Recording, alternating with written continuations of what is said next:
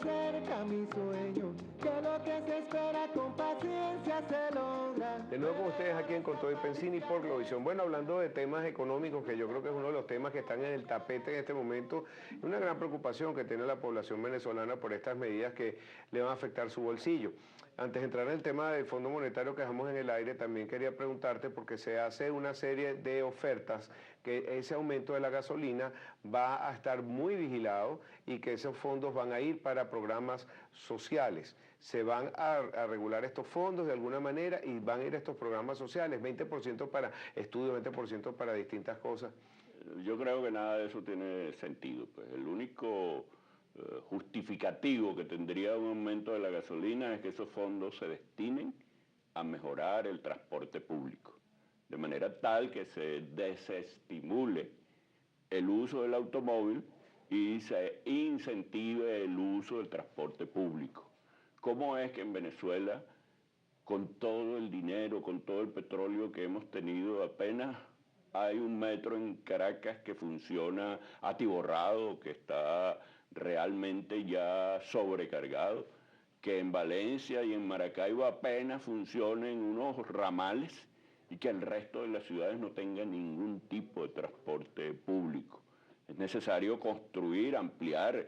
Ya la red del metro de Caracas está superpoblada, está absolutamente sobrecargada. La de Maracaibo hay que completarla, la de Valencia, en Puerto La Cruz, que es una ciudad turística, hay que inventar un aerocarril, algo que además de transportar a la gente estimule el turismo.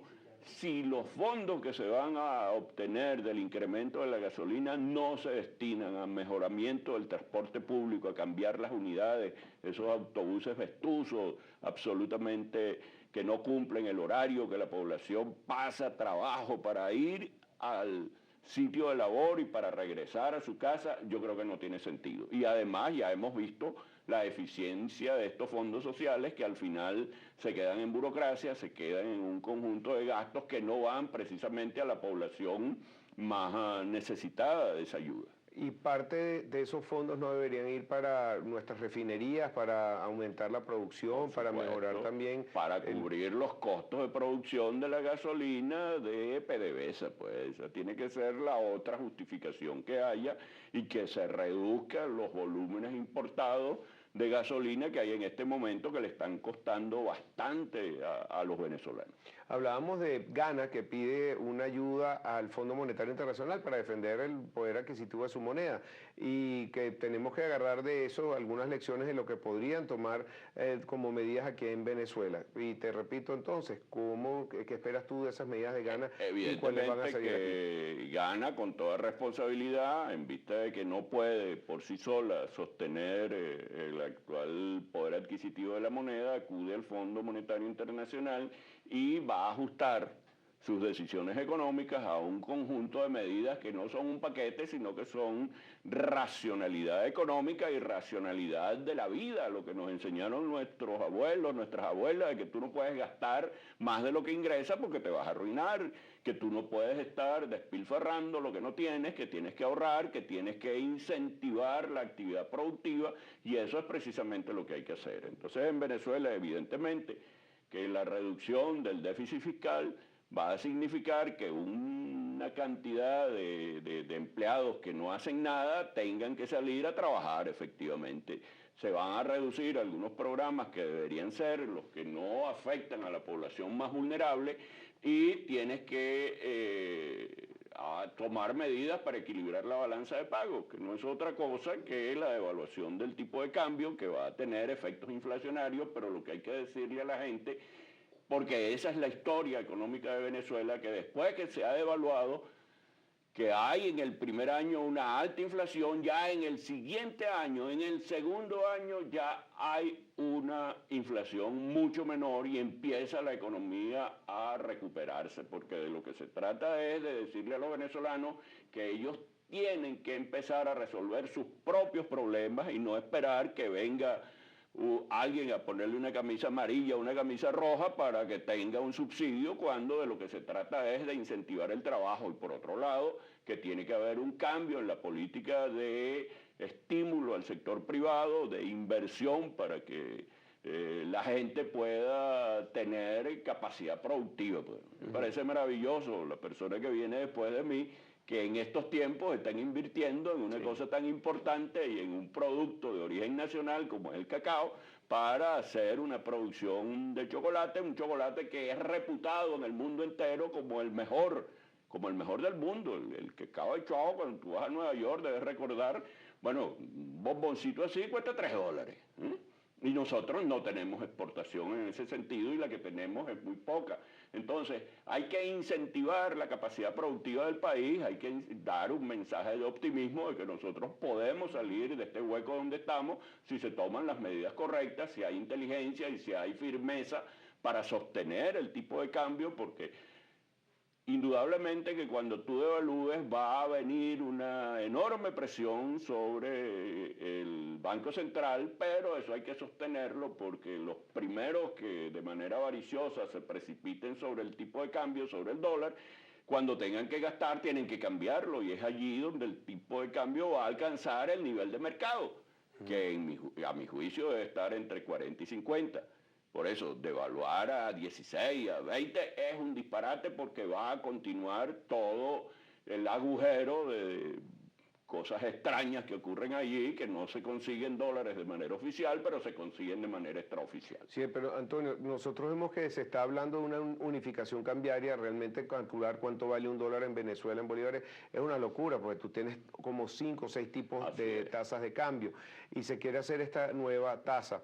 Y algunos de los analistas que han venido a este programa dicen que el precio del bolívar debería estar entre 25 y 30 bolívares por dólar, sacando un promedio ponderado de todos estos tipos de distintos Yo creo cambios. Un poco más, pero bueno, vamos a aceptar que sea así. Pero si, lo que es si tú tomas imprescindible es que haya un solo tipo de cambio. Mientras hayan distintos tipos de cambio, hay suficiente estímulo para que existan todos estos mecanismos extraños que no permiten que el mercado ajuste el tipo de cambio. Claro, pero una cuestión es el pensamiento del economista y el que saca números, y otro también es el comportamiento de la población. Ya nosotros tuvimos una experiencia histórica muy fuerte cuando se tomaron este tipo de medidas de devaluaciones, macrodevaluaciones con aumento de la gasolina. Estamos entonces nosotros en un déjà vu, estamos volviendo a vivir la etapa del 92. Si se toman esas medidas y a los niveles que tú dices, ¿no causaría un shock en la población? Evidentemente que sí, y es allí donde se necesita la presencia de un Estado fuerte que ataque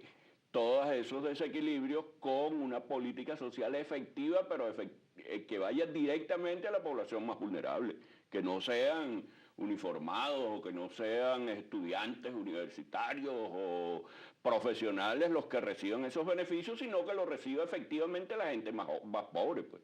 Y esa es la experiencia internacional, que al lado de eso tú obligues a esa población a que sus hijos tengan escolaridad y no ocurra el disparate que está hoy en Venezuela, que más de 1.700.000 niños no van a la escuela. Es decir, quien quiere un subsidio tiene que garantizar que sus hijos estén yendo a la escuela para evitar que esos hijos reproduzcan el modelo de los padres. Okay. Mira, Antonio, también quería tocar contigo el tema internacional. Vemos a unos vecinos muy cercanos a Venezuela, Argentina, los fondos buitres, aunque sea que me toque un momento eso, y si lo va a ayudar este nuevo fondo de los BRICS, que acaban de sacar un nuevo banco al estilo del Banco Mundial. Bueno, yo tengo mis dudas sobre esa eficiencia del Banco de los BRICS. En todo caso, eso tardará unos 2 años para que comience a funcionar. El problema de Argentina es un problema de la responsabilidad de estos países llamados en la literatura económico-ficticia bananeros, pues, que emiten deuda y después no quieren pagar la deuda. Entonces, el caso de Argentina es que Argentina, cuando Venezuela sacó aquellos famosos bonos del sur, hizo un convenimiento con una gran cantidad de los tenedores de esos bonos y esas personas se acogieron a ese plan de refinanciamiento, pero hubo otros que no, porque allí estaba un papel que decía que esa era una deuda de la nación argentina con quien tuviera el bono. Eso que está diciendo el juez ese argentino de que eso fue de mala fe, no. En el mercado de dinero no hay ni buena ni mala fe, sencillamente hay operaciones.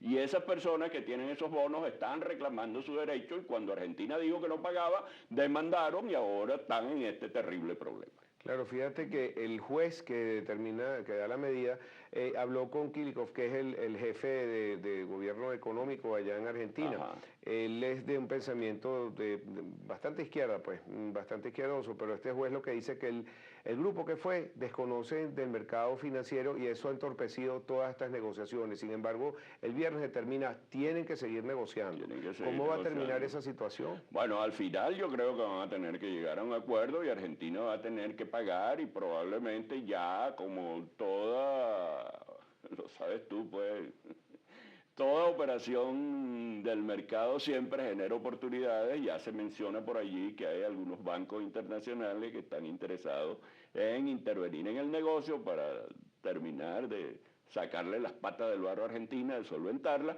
y ellos van a ganar un dinero con la operación de poder satisfacer las expectativas de los tenedores de los bonos llamados buitres. Es decir, es posible que hagan un swap, que emitan nueva deuda, les Eso es lo que paguen. yo estoy estimando. Mis socios en Nueva York opinan lo mismo y tú también lo sabes, porque cuando uno lee entre líneas la noticia, sabe que por allí siempre aparece un nuevo negocio. Sí, sobre todo ese comentario del viernes de que no, mira, los presionaron hasta el final y entonces tuvieron que ceder un poquito. Vamos a ver. Y que Argentina se dio cuenta de que la cosa era en serio, pues. De que Sí. tú no puedes desconocer cuando emites un bono, que es un compromiso soberano de una nación, de decir que después es que tú no vas a pagar.